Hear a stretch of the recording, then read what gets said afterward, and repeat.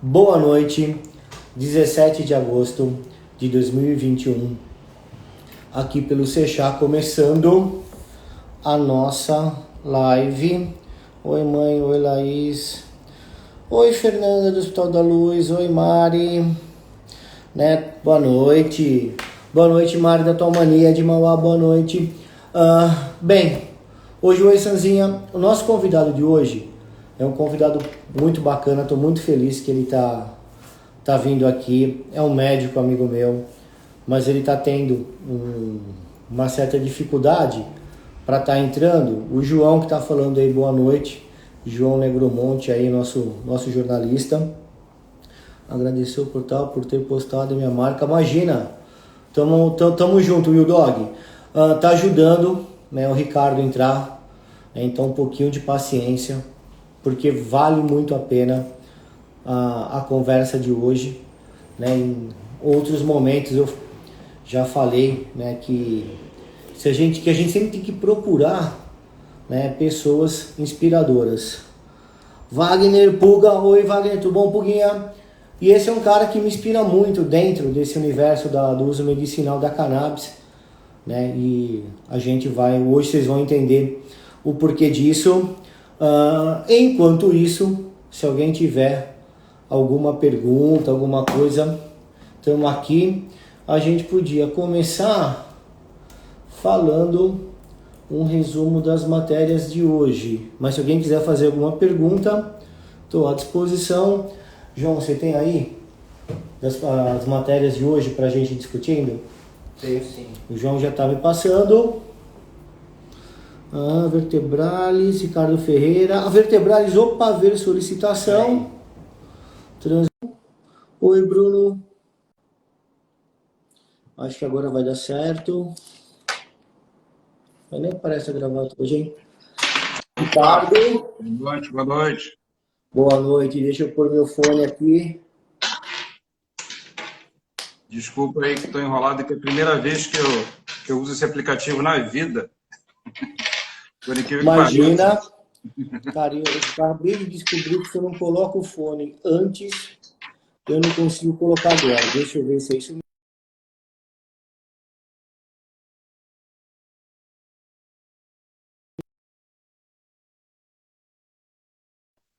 Ricardo, Opa, beleza? Tá me ouvindo? tá me ouvindo bem?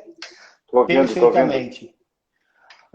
Desculpa a demora. É a primeira vez que eu uso esse aplicativo da minha vida. Imagina. Por incrível que pareça, eu tô perdidão aqui. Acredite, como é que foram as cirurgias hoje? Foi tudo tranquilo, tudo na paz. Deu tudo certo. Por isso tô aqui. Tá no hospital ainda ou não? Não, tô em casa. Deu tempo. Pelo menos deu tempo de chegar. Bem, o Ricardo, né, Ricardo Ferreira, é um ortopedista, a especialidade dele é coluna, aí no Rio de Janeiro. Boa noite, Laerte. É um médico formado. Tá me ouvindo? Tô sem som. Eu tô te ouvindo. Não estou ouvindo. Você não tá me ouvindo? João, você tá me ouvindo? Problema é com ele? Espera que ele tá cuidando aí. Quer ver? Sem som. Desconecta, sai e volta. Escreve aí para ele. Saiu. Olá, Pro. Boa noite. Não sai daí não, que você vai conhecer um cara muito legal. Oi, Cíntia. Opa. Vertebral Spine. Ricardo voltando. Houston. I have a problem. Voltou. Tá me ouvindo agora?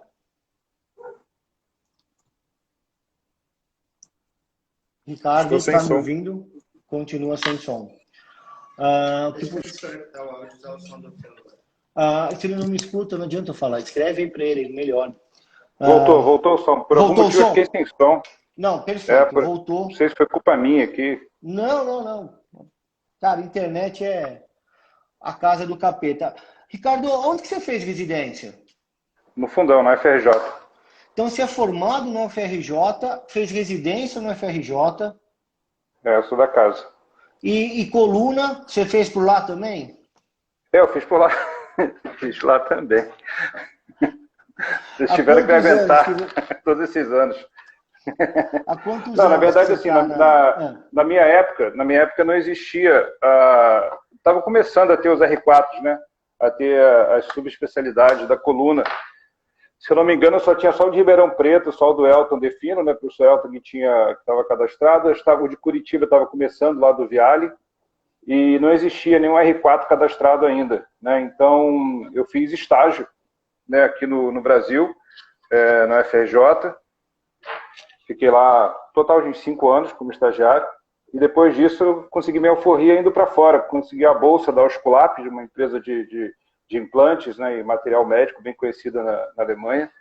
E fui para a República Tcheca fazer o fellowship lá com o Socomel, e o Richard Lucas, em Liberec, na República Tcheca. E é isso aí.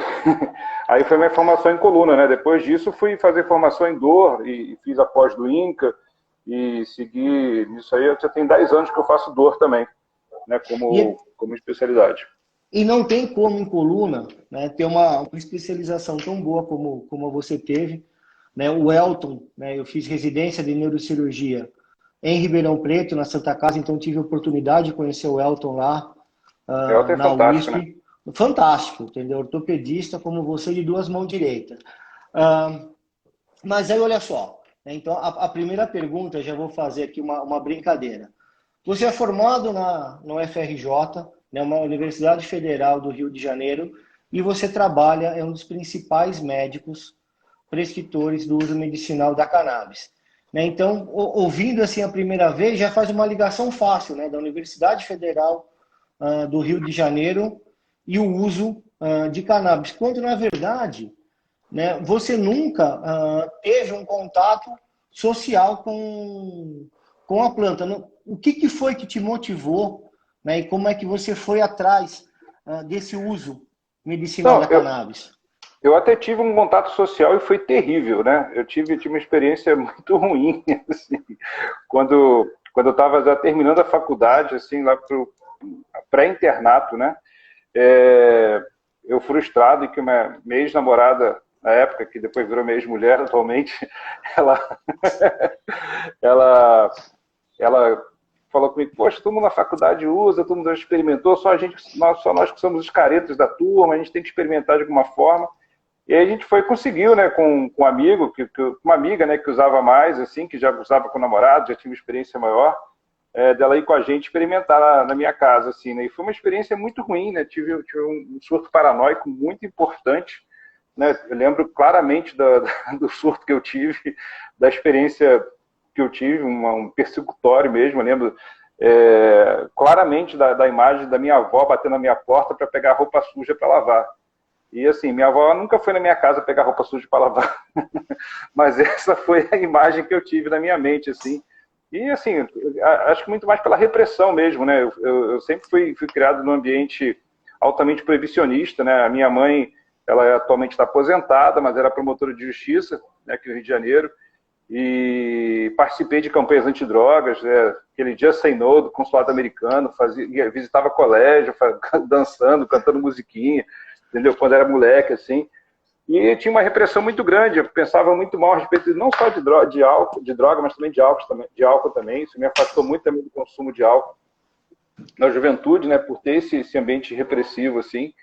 Que, por um lado, foi positivo, né? Por ter me protegido minha mente, assim, por muitos anos. Mas a experiência foi muito, muito ruim. Vou dizer, até uma experiência até devastadora, né? Assim, e quando eu fiz essa experiência, eu tive a convicção que a cannabis era uma coisa que não era tão singela, tão simples assim, que para mim não era legal, que para mim não era uma coisa boa. E me afastou totalmente disso, até que eu me deparei no desafio da dor, né? Até que me deparei com o desafio da questão de tratar pacientes com dores refratárias, né? Então, todo mundo que começa, né, trilhando o caminho na medicina, tem aquela esperança de resolver os problemas de todo mundo, né, de conseguir solucionar todos os problemas dos pacientes que procuram a gente, e a gente vai se deparar com a frustração daqueles pacientes que a gente não resolve com nada, né? Então, acho que câncer também é assim, né? Muitos pacientes não vão ter uma evolução ruim, uma Dor é evolução pior. que não vai ser. Dor é pior, Mas, assim, Ricardo. dor a gente tem aquela Dor é pior. estatística de Porque o 20% câncer de não ter até resolução. dói o que eu vou falar, mas em algum momento a pessoa descansa. Na dor, nem sempre a gente tem esse descanso. Não, eu acho que dor é pior, mas desculpe te interromper, vamos lá. Pois é, então aí comecei a me encarar essa frustração, né, de você já dominar as técnicas cirúrgicas, de você dominar os medicamentos disponíveis na época. Nós não tínhamos os mesmos medicamentos, estou falando isso há 15 anos atrás, né? 15 anos atrás a gente não tinha o mesmo disponibilidade de arsenal terapêutico que a gente tem hoje em dia. Hoje em dia a gente tem muito mais opioides, tem as gabapentinoides, né? Antigamente tinha só a gabapentina, onde a gente tem a pregabalina, tem a duloxetina, tem a venlafaxina, que é uma ferramenta realmente bastante poderosa. Mas há 15 anos atrás a gente não tinha. E me deparando com aquela realidade de eu dominar as técnicas cirúrgicas, de eu conseguir realmente tratar a dor dos pacientes teoricamente, plenamente, né, com o arsenal terapêutico que eu tinha em mãos, eu me frustrava porque alguns pacientes realmente não respondiam. Isso aí posso dizer que variava entre 10% a 20% dos pacientes que eram absolutamente refratários a tudo. E assim, múltiplas cirurgias, operados com múltiplos cirurgiões diferentes. Às vezes você pega o paciente achando assim, não, o cara fez assim, por isso que está errado, agora eu vou resolver de uma outra forma e vai ser diferente, botando eletrodo, né, eletroestimulador medular, né, para fazer modulação medular, que né, no início você acredita que seja a salvação da lavoura, mas depois você vê que não é tão bom assim, né, que não é uma coisa tão dramática, tão revolucionária assim. E né, que não dura para sempre. Medular. E assim, claro que melhorou muito. Né? Hoje em dia você tem, né, eletrodos com 32 polos, com múltiplas programações, baterias recarregáveis, você pode botar a bichinha lá no talo, né, eletrocutando a medula do paciente, sem medo, que antigamente a gente não tinha bateria recarregável, então a gente tinha que, além disso, poupar a bateria, né? Então fazer a programação de poupar a bateria. Hoje em dia a gente coloca a bateria no máximo, porque a bateria é recarregável. Mas mesmo assim, né, tinha aquela frustração de não resolver o problema dos pacientes. E estudando a respeito de alternativas para controle de dor, né, e deparando com a realidade do arsenal terapêutico brasileiro ser muito mais restrito que lá fora. Por exemplo, quando eu comecei a prescrever a duloxetina e a pregabalina, a gente tinha que importar, né, a gente tinha que fazer processo de importação, não tinha no Brasil esses medicamentos. Já tinha 5, 7 anos na Europa, nos Estados Unidos. Eu comecei a deparar com um trabalho falando sobre a Salvia divinorum, né, que é uma planta também, que tem altamente psicodélica, né? Tem uma substância chamada salvorina A, que é uma substância psicoativa, psicodélica, e comecei a ver alguns trabalhos falando sobre o efeito analgésico da salvorina A, né? E na época a sálvia não era proscrita, na época a sálvia não era considerada como uma droga. A sálvia era vendida nos sites da internet, né, para uso recreacional. Então existiam as concentrações, existiam os extratos alcoólicos de sálvia, e eu comecei a pesquisar isso com meus pacientes, né, de uma forma bastante empírica, a orientar pacientes a comprar, orientar pacientes a usar, e funcionava de uma forma bem razoável, sabia? Então a sálvia realmente era uma coisa que era interessante, o controle da dor.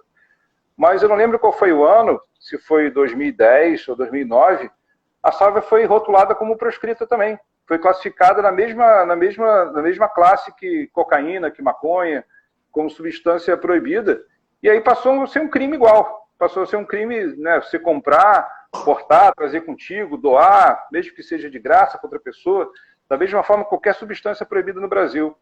Aí por conta disso eu falei assim, poxa, já que o negócio é proibido, eu não vou entrar nessa, né? Eu vou entrar nessa furada aí de repente me arriscar minha carreira, arriscar meu diploma por uma substância proibida, né? Embora eu saiba que seja segura, e a dosagem terapêutica que a gente utilizava para controle de dor da sálvia era muito menor do que a dosagem psicoativa. Dificilmente o paciente tinha uma ação psicoativa dissociativa, né? Dificilmente ficava com alterações psicodélicas, né? A não ser que tomasse uma dose exagerada. Aí eu passei a pesquisar uma coisa que era mais consagrada, que apesar de não ser consagrada até hoje, na época era um pouquinho mais consagrada, com um pouquinho mais de relevância, que era a cannabis como medicamento.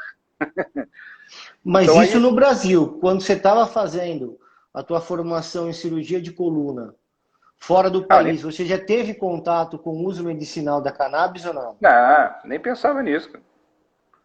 Tem tempo também, né? Isso mas aí também foi 2000 Mas você não via lá também ninguém usando para fins de dor, assim, que te chamou a atenção? Não, assim, não tinha no mundo oficialmente, assim.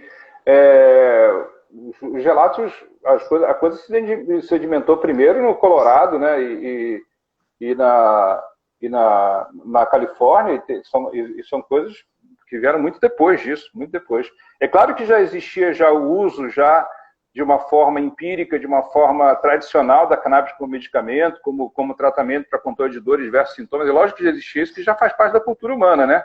Mas não existia nenhuma política assim, né? Disso. Estava começando a ter alguma coisa no Canadá, começando a ter alguma coisa nos Estados Unidos, mas ainda assim, aquele clamor popular para mudar a legislação, né? Na minha época de formação, né?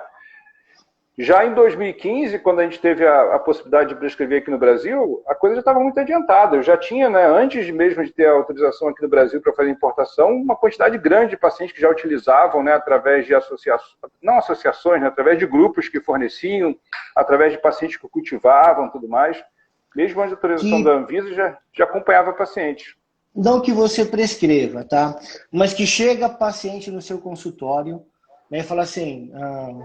Doutor Ricardo, eu estou plantando, eu estou produzindo um óleo, quero só que o senhor me oriente a como tomar isso. Faz quantos anos isso, Ricardo? Isso é direto, isso beira uns 10 anos já. Uns 10 anos que você faz essa orientação. Porque assim, eu comecei em 2013. Eu acho que você teve começou a dar essa orientação muito antes que eu comecei.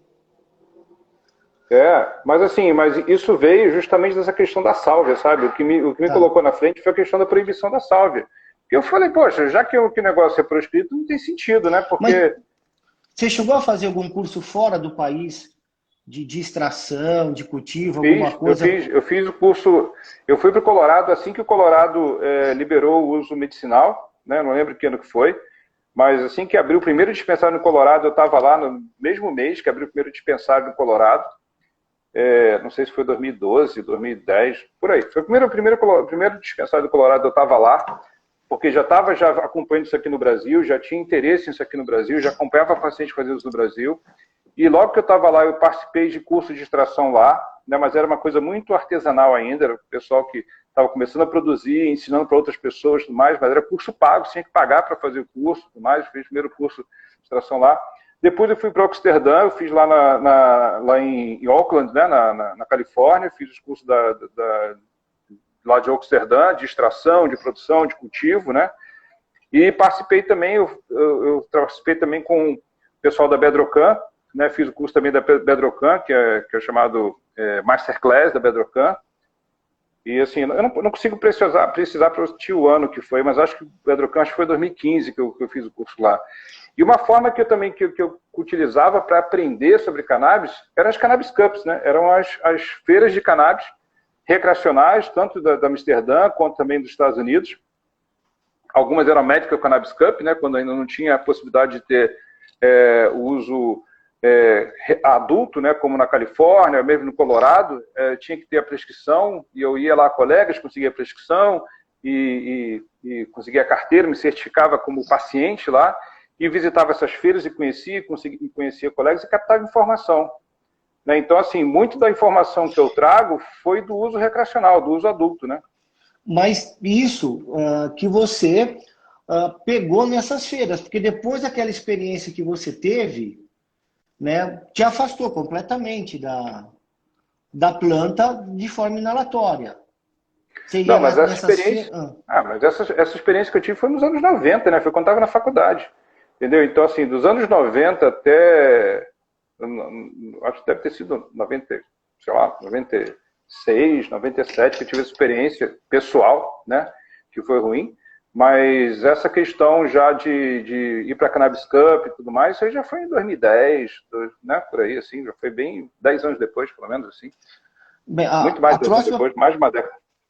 A próxima pergunta você já respondeu, né? Que era a questão, né, que a sua área de atuação, dentro dela está a maior causa de afastamento do INSS, que é lombalgia, né, o que mais afasta o Brasil do trabalho é lombalgia. E a próxima, que é assim, a coluna é um sítio de metástase de diversas neoplasias, inclusive as prostáticas, né? E neoplasia em osso já causa muita dor. Na coluna, então, né, que causa mais ainda. Para esses pacientes, né, você acha que tem uma boa indicação o uso medicinal da cannabis? Então, eu acho que a cannabis tem indicação virtualmente para qualquer tipo de dor, né?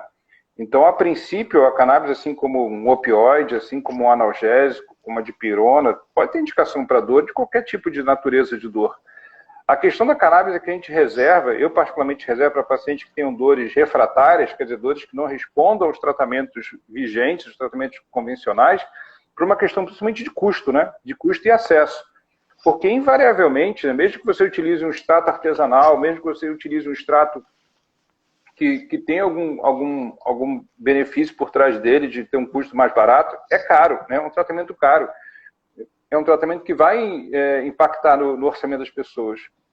E, assim, quem trata dor, né, com os medicamentos que a gente tem na farmácia, ainda mais hoje em dia, né, com tantos opioides, com tantos medicamentos adjuvantes, né, como gabapentinoides, como antidepressivos de ação dual, a gente tem uma eficácia razoável com esses medicamentos, né? Então, assim, a gente consegue melhorar a vida de muitas pessoas.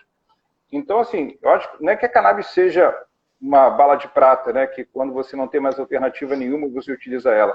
Mas eu acho que ela pode ser muito interessante, principalmente para pacientes que são refratários ou que não têm um alívio da dor significativo com as ferramentas que nós já temos disponíveis no mercado. E isso representa uma parcela grande de pacientes. Isso representa pelo menos 20% dos pacientes com dores, né?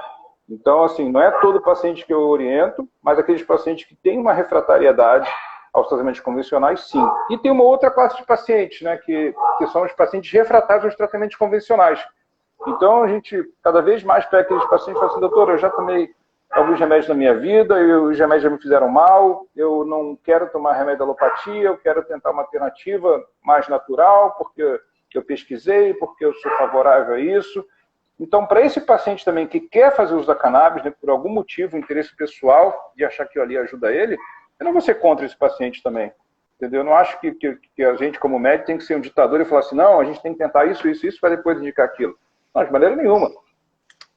Eu acho que faz parte também da decisão terapêutica, né? A opinião do paciente, ela é, na verdade, primordial, ela é soberana. E essa questão de pacientes não quererem utilizar medicamentos da alopatia, seja porque tiveram uma experiência prévia pessoal ou como outra pessoa, está cada vez mais vigente no consultório, cada vez mais gente chegando com essa história. Você também deve pegar a mesma história, né? A mesma.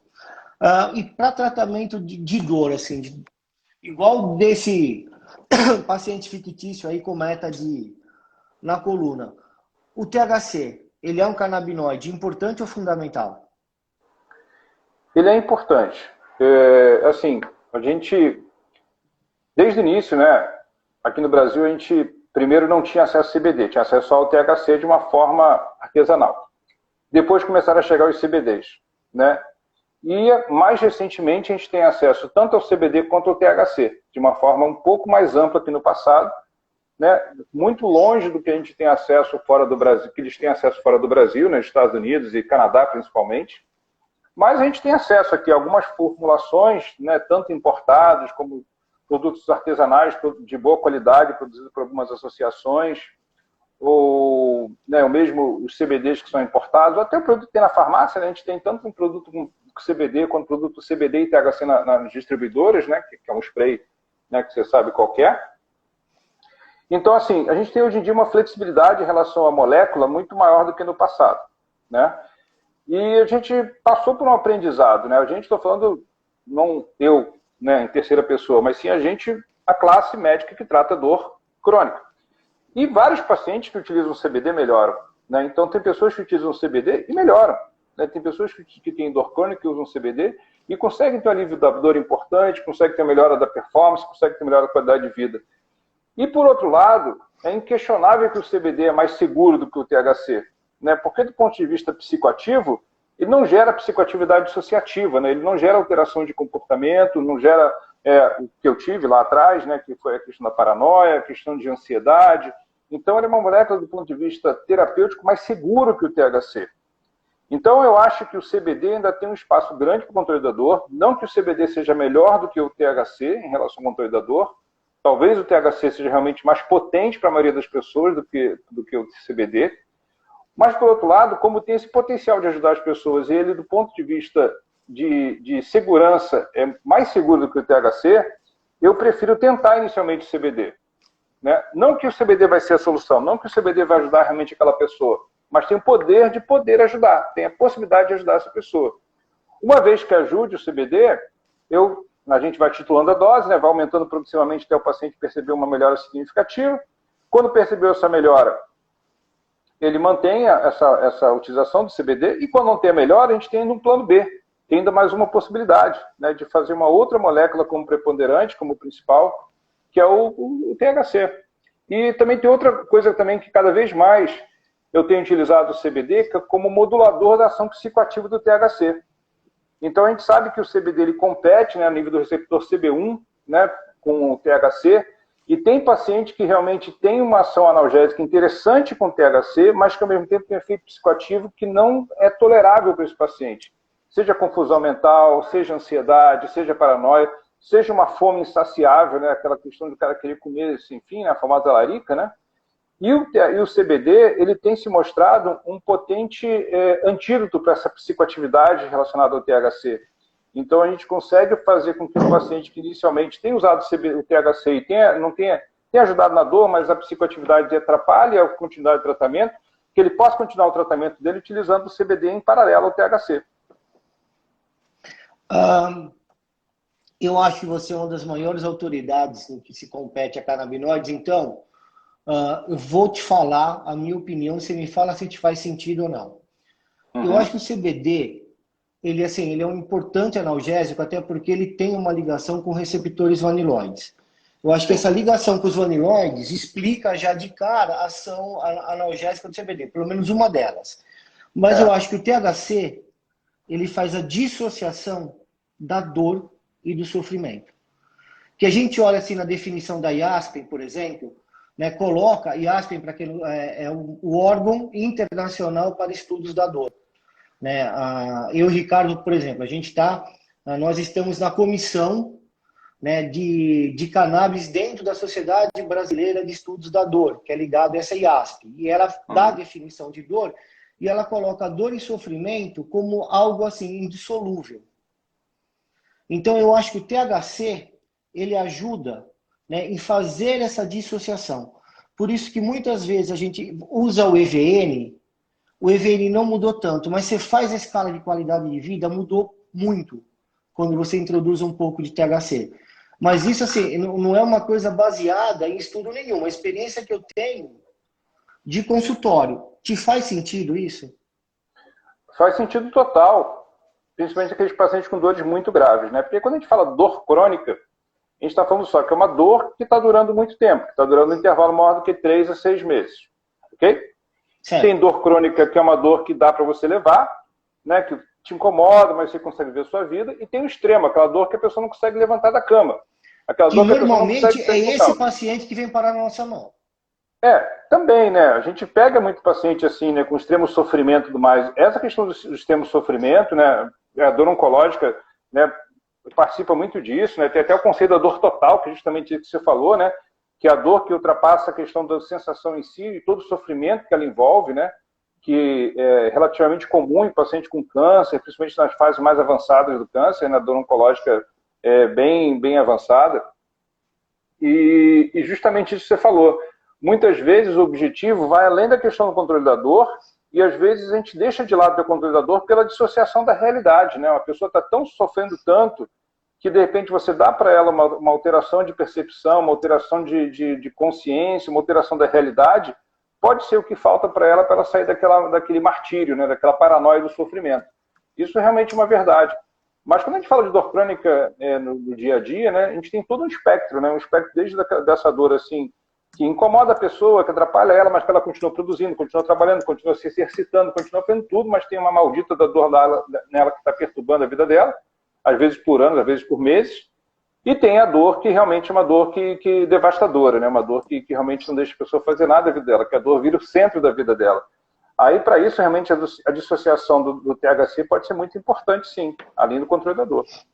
Aí, olha só, a gente tem cada vez mais, né, dentro dos congressos de especialidades, né, ou a presença de uma comissão ou de comitês relacionados ao uso medicinal da cannabis. Acabamos de usar de exemplo a SBED, que a gente vai ter o congresso agora em setembro. E assim, neurologia já tem isso já há algum tempo, por conta das epilepsias refratárias. Aí agora já temos na reumatologia, na fisiatria, na medicina integrativa, a gente vê cada vez mais, né, que as sociedades médicas estão discutindo esse assunto. Uhum. Só que a gente ainda tem uma resolução do CFM de 2014, né, que sugere como prescritores de canabinoides neurologistas, neurocirurgiões e psiquiatras. Né? Então, assim, isso é uma coisa de 7 anos atrás. Né? Como que a gente consegue, a medicina paliativa já falaram, como é que a gente consegue se aproximar de novo essa evolução que vem acontecendo com os órgãos representativos da classe médica, na sua opinião? Tem um detalhe ainda, né? Que essa resolução do CFM, além de restringir a especialidade, restringe indicação e idade, né? Sim, ela também. só possibilita para epilepsia em menor de idade. Né? Até 17 anos. Mas, assim, são coisas bastante conflitantes e antagônicas, né? E a gente tem que ver a realidade. Né? Então, quando o CFM publicou essa resolução, isso foi em 2014. Em 2014 não existia nem a possibilidade da Anvisa autorizar a importação, né, da maneira que tem hoje em dia, de cannabis como medicamento. Então não existia nem essa possibilidade. Então o CFM antecipou-se a isso, uma vez que não existia essa possibilidade. Existiam pessoas que judicializavam a questão, ou que traziam na mala, que traziam na marra, importando de uma forma irregular os produtos à base de cannabis. Então o CFM ele foi relativamente inovador, né, uma vez que você não tinha nem disponível no mercado esse daqui no Brasil. E, ao mesmo tempo, o CFM não se atualizou, né? Não correu atrás da realidade, o que acontece. Por outro lado, nós temos resoluções já bem definidas há bastante tempo já sobre o uso compassivo, né, de medicamentos e do uso off-label. Né, o uso compassivo autoriza o médico a utilizar medidas excepcionais, medidas não consagradas, medidas até experimentais, para situações no qual o paciente não tem nenhuma outra opção. Então, por exemplo, a dor refratária é uma delas, né? O paciente que já tentou de tudo e não consegue, epilepsia refratária também seria. E outra questão também, né, que cada vez mais está se utilizando, se falando, está até na palavra popular, no popular, né, que é o uso off-label, né, o uso off-label de medicamentos. Então, com essa questão toda da Covid, cloroquina pode usar, não pode usar, não sei o quê, então o próprio CFM publicou nos jornais uma carta dizendo que era o direito do médico utilizar aquele medicamento que ele achar que o paciente dele precisa. Seja cloroquina, seja azitromicina, seja cannabis, né? Uma vez que você tenha um produto à base de cannabis possível de ser importado oficialmente para o Brasil, né, que você tem já a regulamentação da RDC desde 2015, que permitiu canabinoides serem importados, inicialmente CBD, depois passou a CBD e THC, e hoje em dia qualquer canabinoide pode ser importado, qualquer um pode ser importado, não tem barreira para isso. Uma vez que você tem um produto na farmácia sendo vendido, né, com bula, né, tem uma regulamentação que permite até a produção nacional ou importação empresarial de cannabis, né? Esse processo está lento, a gente tem atualmente no Brasil só uma empresa que colocou no mercado um produto à base de cannabis, e a gente tem mais 2 empresas que têm autorizações, fora essa primeira, mas que ainda não botaram o produto no mercado, né, por algum motivo empresarial. Mas você não pode esquecer do Nabixolol, do sprayzinho. Pois é, e você tem um produto então tem 2 já. Não, tem 2, mas um dentro do protocolo de cannabis como produto cannabis. Sim, eles fizeram uma regulamentação chamada produto cannabis. Né? E já o Mevatil, né, aqui no Brasil, o spray, ele entrou como um produto alopático. Nabixolol, Nabixolol. Ele entrou aqui no Brasil como produto alopático. Né? Ele não entrou nessa regulamentação de produto cannabis. Ele entrou como um remédio qualquer, como remédio da alopatia normal. Entendeu? Não entrou nem como fitoterápico, entrou como um remédio convencional. Foi registrado, se não me falha a memória, em 2017, né? E a partir do final desse ano, a partir de 2018, ele entrou no mercado. Né? E assim, visionário também, porque antes de ter a RDC, ele já é vendido com receita amarela, pela quantidade de THC que ele tem, né? Como hoje... Já é com amarelo. Na verdade, essa RDC atual, né, ela é fruto do aprendizado da Anvisa, né? Então, a Anvisa correu atrás de aprender, você também participou desse processo, ouviu muita gente, visitou vários países, né? Teve nosso amigo aí, o Fabrício Pamplona, que foi consultor, muito próximo deles, né? Então eles aprenderam muita coisa, né? Mas infelizmente a gente viu nas resoluções passadas que a Anvisa foi tolhida, né, pelo governo atual, né? O governo atual botou um diretor-presidente favorável à ideia de ser contrário a cannabis como medicamento, embora pareça que ele pessoalmente seja favorável à ideia da cannabis como medicamento, ele está servindo, né, a um governo que é estruturalmente contra a cannabis, né, de qualquer forma, né? Visceralmente. Que a cannabis pode ser separada uma moléculazinha, né, que é o CBD, e o CBD para você tudo bem, mas o resto não. E a gente sabe, né, a gente que utiliza na nossa prescrição a cannabis como medicamento, a gente sabe que o CBD isoladamente é muito pouco, a gente precisa de muito mais do que ele. Você sabe a opinião, eu não sei a opinião da Sociedade Brasileira de Neurocirurgia. Eu acho que assim, eles são neutros, assim, nunca se manifestaram a favor ou contra o uso medicinal da cannabis. Na ortopedia e na coluna, você sabe alguma coisa ou não? É como se não existisse. É igual, eu acho que a neurocirurgia assim. É como se não existisse, entendeu? Assim, não reconhecem, mas também não correm atrás. A gente está engateando muito. Na verdade, a gente está no comitê de dor da sociedade que eu faço parte também, Sociedade Brasileira de Ortopedia. Tem 3 anos que existe, começou 2 anos atrás, está no 3º ano de existência, né, que tem um cara que é fantástico, você conhece ele capitaneando, que é o Ricardo Kobayashi, né, que também é ortopedista. E o Koba é um cara muito bom em formação, um palestrante excelente, né? E é um cara que colocou isso aí para frente, o comitê, né? E agora ele está na segunda família aí do comitê atuante agora, né? Mas ainda é uma coisa incipiente, né? A gente está ainda discutindo ainda a educação dos ortopedistas ainda na questão de primeiros adjuvantes, né? Primeiro a prescrever os antidepressivos de ação dual, os gabapentinoides, o uso racional de opioides. A gente está nessa fase ainda, né, dessa educação. Mas num futuro bem próximo vai entrar assim a cannabis como tratamento. E vários ortopedistas já estão iniciando treinamento e tratando o paciente com cannabis como medicamento. E assim, faz parte da nossa prática, né, a dor, né, o dia a dia. A visão do CRM hoje, ela é bem diferente de 2014. Você concorda com isso? Sim e não, né? Eu tive há 2 anos atrás, mais ou menos, com o Mauro, né, Mauro Araújo, nosso colega, né, também da Sociedade de Dor, que é anestesista, excelente médico e prescritor de cannabis com medicamento lá em Belém. Tive eu e o Mauro representando a Sociedade Brasileira de Estudadora, SBED, para conversar com os diretores da sociedade do CFM. E na época, quem era o vice-presidente é o atual presidente, que é o deu um branco agora o nome dele, que é o atual presidente do CFM, Mauro também, né? Mauro também. E ele foi bem radical e bem refratário à ideia da cannabis como medicamento, que não era legal, que isso aí representa a indústria, representa, né, não realmente a necessidade dos pacientes, que não tem evidência científica a respeito disso.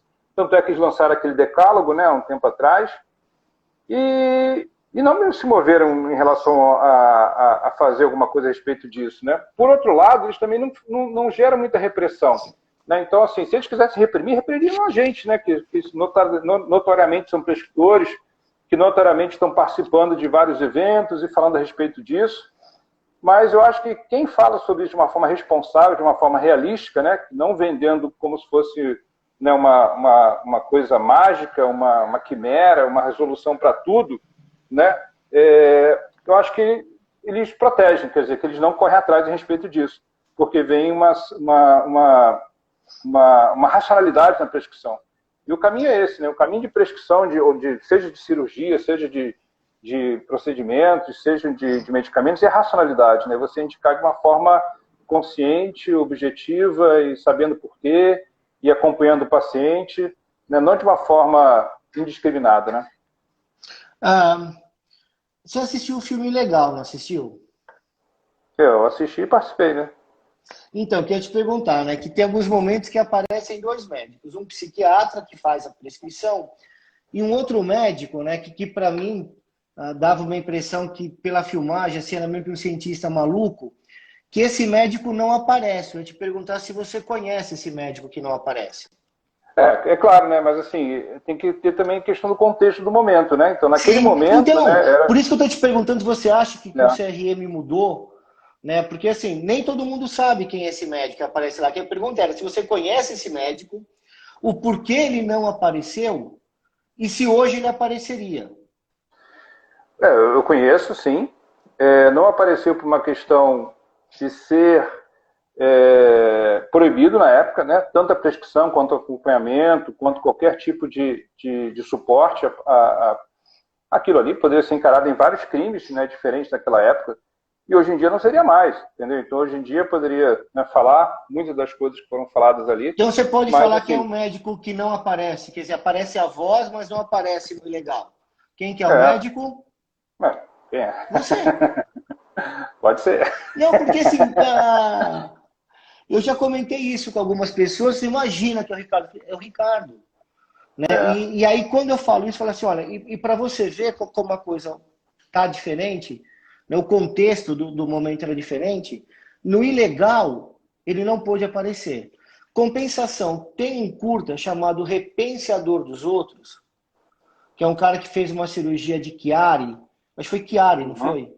foi. Fez uma cirurgia de uma formação de Chiari, uma cirurgia que você faz, muitas vezes, uma fixação da cabeça com a coluna vertebral, né? E esse Uhum, cara chega pro Ricardo, né, com uma dor proveniente à é os própria implantes. cirurgia, enfim, a próprio implante, com uma dor terrível, e a solução para ele foi o uso da cannabis de forma inalatória.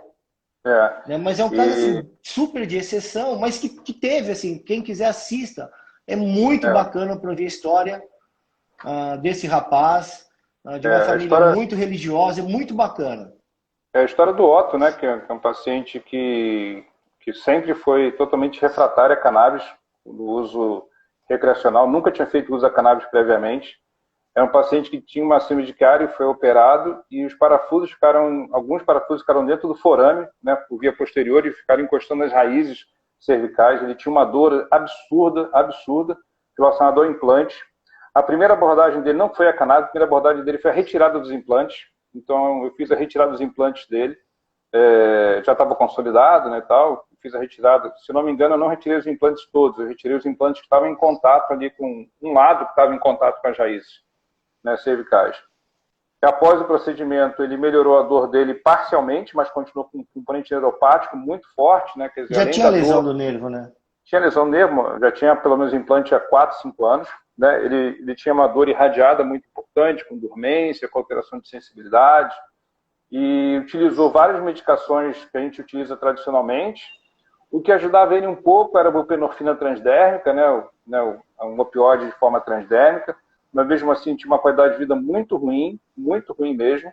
Ele começou a utilizar o CBD inicialmente, teve uma melhora parcial da dor com o CBD, talvez tenha melhorado 30%, 40% da dor dele, isso em paralelo com os medicamentos tradicionais, né, com toda aquela cesta de medicamentos que a gente utiliza, inclusive opioides em dose plena, né, e depois da frustração dele, né, na época a gente não tinha acesso ao THC, não tinha a Brás fornecendo, não tinha possibilidade de importação do THC aqui no Brasil, e ele, através de uma associação, se associando a essa associação, aprendeu a cultivar, começou a fazer o cultivo pessoal, percebeu um alívio importante, depois judicializou a causa, entrou com habeas corpus e hoje em dia ele faz o cultivo pessoal. E tem tido uma melhora de qualidade de vida excepcional desde então. Mas ele trilhou todo um caminho de conhecimento, de aprendizado, né? Um paciente que teve que aprender a semear, a cultivar, a extrair, fazer todo o processo para conseguir atingir o seu tratamento, uma vez que naquele momento ali não existia nenhuma possibilidade de fazer importação de THC para o Brasil, nenhuma impossibilidade. Né? E ele também é um cara extremamente correto, não quis entrar na ilegalidade, não queria, né, de maneira nenhuma subir morro na favela para experimentar, era uma pessoa extremamente rígida do ponto de vista moral, mesmo precisando disso, mesmo sabendo que poderia, né, utilizar a desobediência civil como uma necessidade, não quis fazer isso, quis procurar um caminho, né, mais oficial para isso e conseguiu. A justiça reconheceu a necessidade dele e há alguns anos já ele já faz o próprio cultivo. E assim, quem quiser, repense, né? Repense a dor dos outros. É um curta de 9, 10 minutos, se eu não me engano. Né? E assim, é bacana, Ricardo, que a gente vê, né? No ilegal, né, tinha não vou dizer repressão, mas tinha um cuidado maior, porque a gente estava usando no filme um óleo, né, para uma criança. Depois, alguns anos, né, a gente já pode aparecer melhor no filme, né, com o rosto e tudo, com um paciente usando uma forma inalatória que era mais difícil ainda de se imaginar.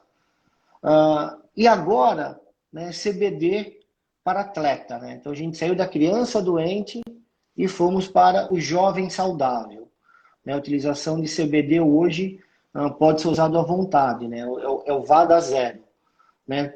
Como é que você acha assim, essa mudança, né, que está acontecendo no mundo, da forma como se está vendo os canabinoides, e a gente aqui discutindo sobre a PL? Né? Você consegue conectar esses dois universos? Qual a sua leitura disso? Existe uma coisa que é intransponível, que é a verdade dos fatos, né? Então, cada vez mais pessoas utilizando, cada vez mais pessoas vendo que é efetivo, cada vez mais pessoas vendo que isso é seguro, isso cria uma caixa de ressonância, né? Isso com todas as mídias sociais, como essa que a gente está participando agora, isso vai se propagando, isso vai se difundindo, né?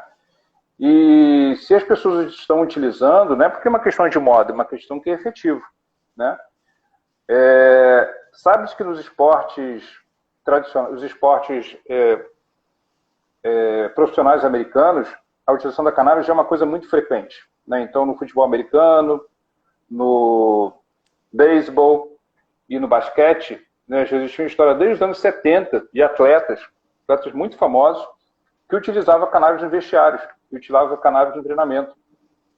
E na época não era mensurada, não era uma passiva de doping.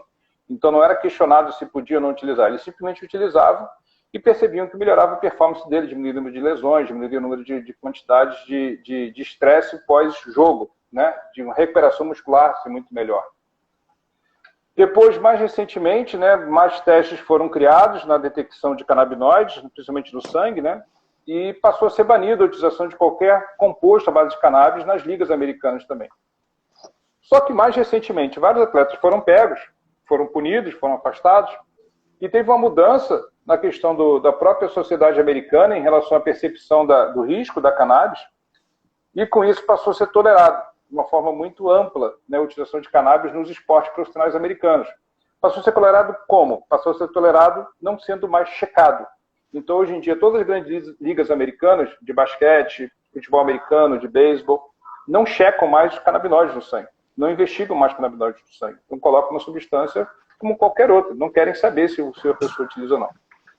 E isso trouxe cada vez mais à luz essa experiência de atletas de alto nível, né? Porque não tem como você pensar num atleta da NBA, por exemplo, num atleta da NFL, que não seja um atleta de alto nível. O cara é um super esportista, né? O tamanho dos caras, aqueles braços gigantescos, assim, os caras malham o tempo inteiro, o cara faz 80 jogos por ano, numa temporada de 8 meses, é uma coisa absurda. E todos eles atentam em quadra, ninguém fica ali sentado. Certamente os caras não utilizam cannabis e vão jogar naquele momento, mas utilizam depois, utilizam antes, muitos, né, diminuem o estresse em relação àquilo ali. Então isso tem se popularizado. E uma mudança muito grande que aconteceu foi a legislação americana, se não me engano, há 3 anos atrás, que deixou de regulamentar o CBD. Né? Então o CBD passou a ser desregulamentado nos Estados Unidos, passou a ser um produto com grau de fiscalização a nível de alimento. Né? Então, hoje em dia, você vai no aeroporto americano, você vai numa farmácia americana, você vai num supermercado americano, você vai num stop shop 24 horas, né, uma loja de conveniência, e tem lá um produto de CBD à venda. E esse produto ele carrega uma regulamentação que é a mesma se ele estivesse vendendo um chiclete, ou um salgadinho, ou o que quer que seja. Quer dizer, não entra nem na classe de suplemento alimentar. Não tem nenhuma regulamentação a respeito disso. Então, isso cada vez mais foi popularizando o produto lá, e tudo que acontece lá, de uma forma ou de outra, chega aqui. Né? Chega no mundo inteiro, na verdade, influencia todo mundo ocidental. Né? Influencia até o Afeganistão, né? Influencia.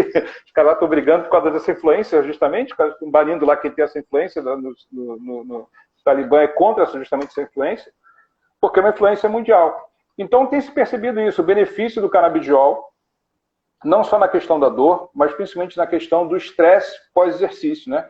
Que o estresse metabólico, né, relacionado ao exercício.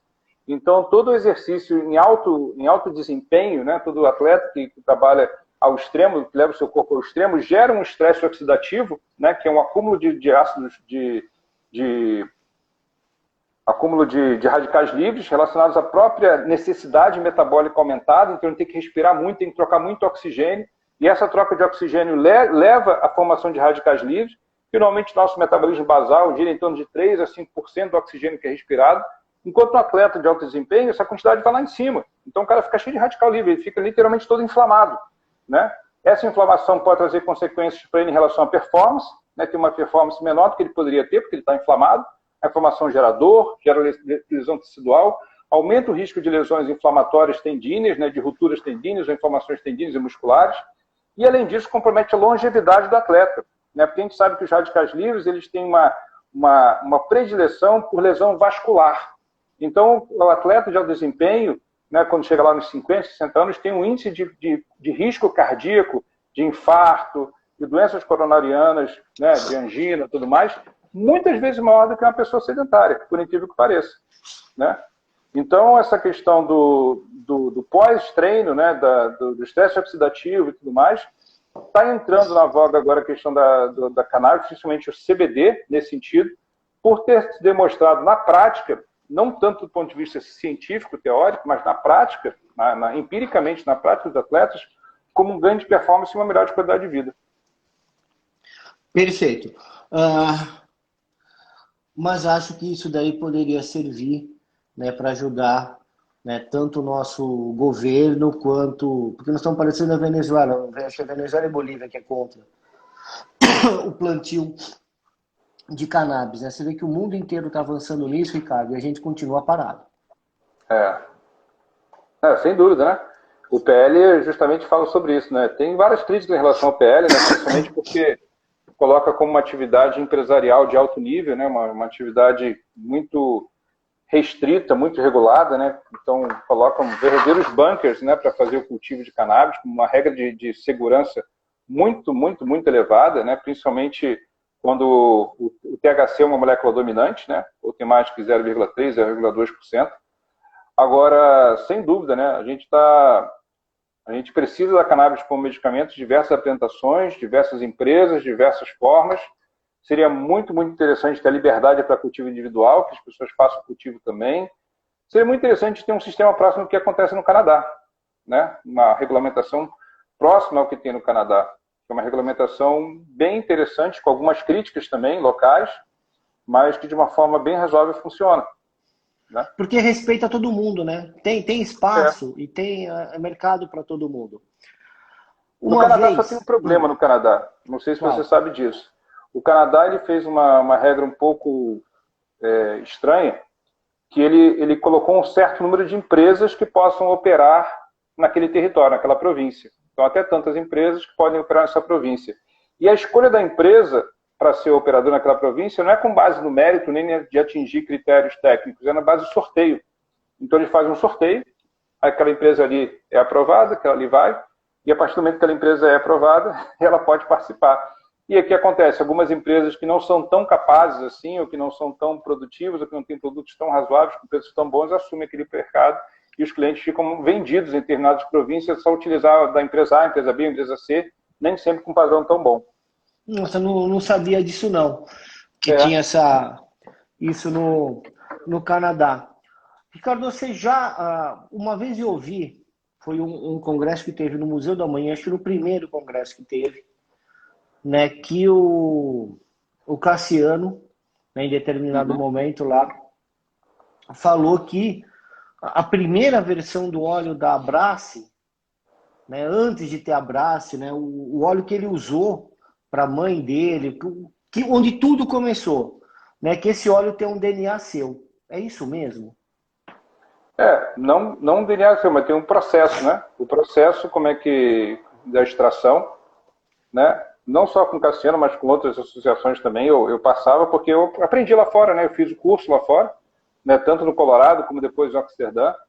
E com esse conhecimento que eu tive, eu passei pelos conhecimentos iniciais de como fazer extração, como processo de descarboxidação também, da processo de ativação da planta e tal, né? Então, assim, não vou dizer que que seja atualmente o método que eles fazem bem diferente hoje em dia, mas o processo inicial, né, de como fazer a extração, eu que dei as dicas para ele, que a gente se encontrou num evento em São Paulo, um evento da Unifesp, e ele estava começando esse processo aí, eu falando para ele a questão da genética, a questão da extração, que deveria ser tal forma, para tentar padronizar o produto, para cada extração ter mais ou menos características parecidas, né? Mas foi ele que me botou a mão na massa, eu dei só algumas dicas para ele só. Pelo que ele fala, não foi só algumas dicas, não. Você ajudou bastante, ó, o Wilson Lessa tá aí. Você ajudou bastante o Cassiano. Ele fala isso assim com muito orgulho.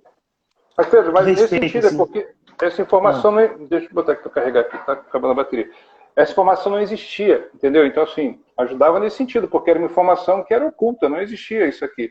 Ninguém fazia aqui, não sabia como é que era. Então, nesse sentido, só de difundir informação, né? Que é E olha quanta gente precioso, você ajudou, né, com isso, Ricardo.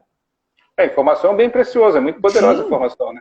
E olha quanta gente você ajudou hoje, olha essas associações como tá, Abraço, olha quanta gente ela ajuda, né? E, assim, tuas dicas, com certeza, ajudaram, fizeram uma diferença. Tanto é que o Cassiano, ele reconhece isso publicamente, né? Isso daí, puta, quando ele me contou, eu falei, caramba, por isso que eu acho você realmente, entendeu? Você não foi o primeiro, né? Porque a gente tem o professor Carlini, mas você tá, assim, dos primeiros, viu, Ricardo? Essa história da Abraço é muito bacana, viu? Mas Pedro, assim, eu dizer assim que foi uma questão de estar no momento, entendeu? De viver aquele momento ali. Então era um momento que a sociedade estava se organizando nesse sentido, que existia uma demanda, uma necessidade, né? Uma necessidade cada vez maior, né? A gente vive num mundo conectado, né? Embora eu não tenha Instagram, esteja usando o Instagram pela primeira vez, eu tenho outras formas de comunicar com o mundo. Entendeu? Então, assim, as experiências vão mudando. E, assim, eu não fui pioneiro absolutamente em nada, entendeu? Já existia uma coisa lá fora muito evidente já. Então, quando eu fui ver lá fora, por exemplo, fazer o curso de extração, lá no Colorado, já existia loja vendendo no Colorado o negócio. Entendeu? Então, assim, que pioneiro é esse? Pô? Já tinha um negócio vendendo, que nem você imaginava, pessoas que moram no Afeganistão, aí vai para Nova York e vê o McDonald's e fala, nossa, esse negócio aqui é muito legal, vou abrir o McDonald's em Cabul. Aí chega lá em Cabul, abre o McDonald's e fala, nossa, você é pioneiro, você é um cara inovador, você trouxe um sanduíche aqui, uma carne espremida aqui. E não, pô, é uma coisa que já existe no mundo. Você só foi o primeiro a trazer, levar para a roça, né? Mais ou menos isso aí, entendeu? Então já existia já todo um movimento a respeito do uso médico da cannabis, do uso recreacional também, de cada vez de uma forma mais evoluída também, né? As extrações, né? Os diferentes tipos de extrações já sendo feitos para uso adulto, uso recreacional. E eu só corri atrás para aprender lá. Tá bom, você foi um dos primeiros aqui, mas foi. Quem gostou... pode falar. Oi?